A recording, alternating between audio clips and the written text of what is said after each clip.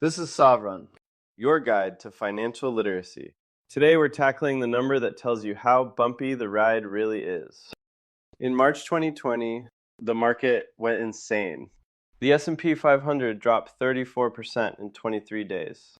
Daily swings of 3 to 5% became normal overnight. The VIX, the market's fear gauge, hit 82. That kind of chaos? It has a name: standard deviation. Standard deviation just tells you how spread out things are from the average. High standard deviation means wild swings. Low means smooth and steady. Think of two cities, both with the same 70-degree average temperature.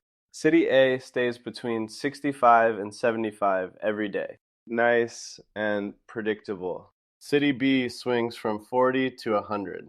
Same average, wildly different experience. That's standard deviation. Let's walk through it.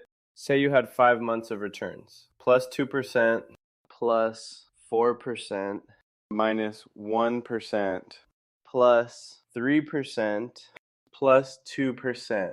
First, find the mean. Add them up and divide by 5. That's 2%.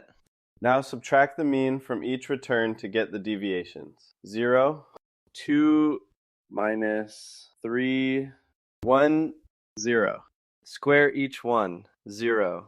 4, 9, 1, 0. Average those squares. 14 divided by 5 is 2.8. Take the square root and you get 1.67%. That's your standard deviation. To put this in perspective, U.S. bonds have a standard deviation of about 5.5%. Pretty calm. The S&P 500, about 15.5%. The NASDAQ 100 is closer to 21%, more volatile because of tech concentration. And Bitcoin, around 70%. That's a roller coaster.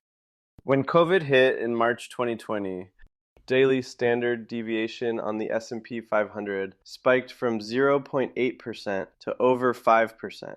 Models that assume normal volatility completely broke down. The VIX hit 82.69 on March 16th, the second highest reading in history. It was a textbook lesson. The normal range disappeared overnight. Here's what most people get wrong. High standard deviation doesn't always mean bad. Growth stocks are volatile, but they can deliver strong returns. The real question is, are you being compensated for that extra bumpiness? Standard deviation tells you not just what happened, but how predictably it happened. And predictability is what lets you sleep at night. And standard deviation isn't just for stocks. Manufacturers use it in Six Sigma quality control. Doctors measure treatment consistency. Teachers grade on a curve.